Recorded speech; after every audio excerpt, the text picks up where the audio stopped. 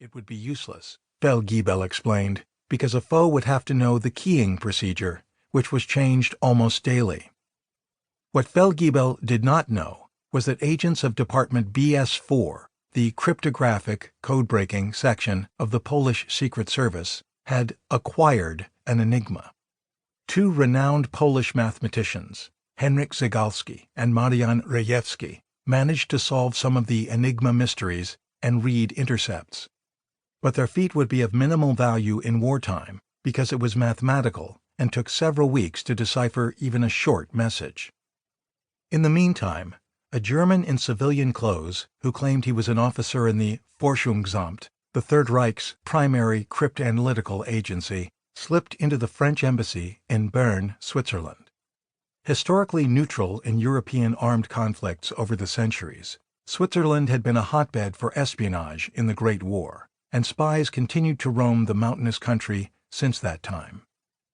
The German told a top French diplomat that he could make a valuable contribution to the security of France against the Nazi government of his homeland. His motives, he stressed, were ideological.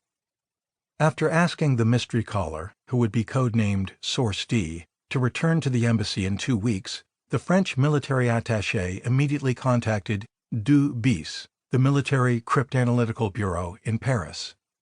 Secret Service officers were skeptical about Source D's true intentions. It was thought that he might be an agent provocateur sent by the German Abwehr, German intelligence agency, to infiltrate the French espionage apparatus in Switzerland. After prolonged debate, however, 2 bis officers realized that the German could be an intelligence font of enormous magnitude. So Captain Ramon Navarre was rushed to Bern, where he questioned Source D for many hours. Navarre's report to 2 bis was blunt.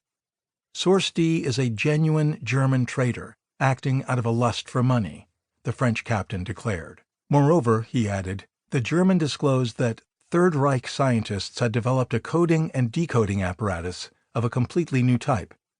At the time, French intelligence did not know that the machine was codenamed Enigma. Although 2 bis was not completely sold on the true motivation of the German, Navarre was instructed to pay him a modest compensation and promise him a hefty amount of money if he were to provide 2 bis with detailed information about the communications machine. 10 days later, Source D rendezvoused with Navarre at night in a small café on a quiet side street in Brussels, Belgium. The mystery German brought with him a monumental intelligence gold mine, a far richer load than 2 bis officers had envisioned. There was a manual with the word "secret" in large letters on the cover.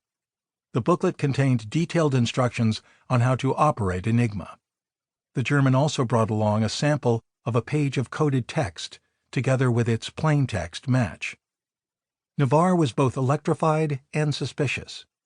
Were these materials genuine, or a component of an elaborate Abwehr scheme to achieve some unknown objective?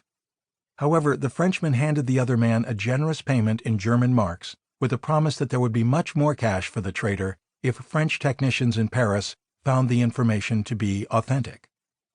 Source D's data were indeed legitimate. French scientists found the materials capable of producing a working replica of Enigma. Source D continued to send invaluable information to 2 bis through Captain Navarre, including keying changes used by the Wehrmacht to stymie any outside entity that might try to crack Enigma. Consequently, French intelligence was able to decode secret German communications. But this gargantuan espionage coup could last only as long as Source D retained his freedom and was able to furnish the keying changes. In early 1939, the British were convinced that it would be essential to get hold of a genuine Enigma machine if there would be any chance of breaking into its mysteries. Consequently, British agents contacted the Polish Secret Service. Polish and British secret agents knew the location of the German factory where the Enigmas were built and the security measures in place to protect the machines. Moreover, several Poles had been planted in the facility and were using German names. It was decided to have these undercover operatives steal an Enigma machine. Almost in days, the Polish spies in the Enigma factory smuggled one of the devices out of the building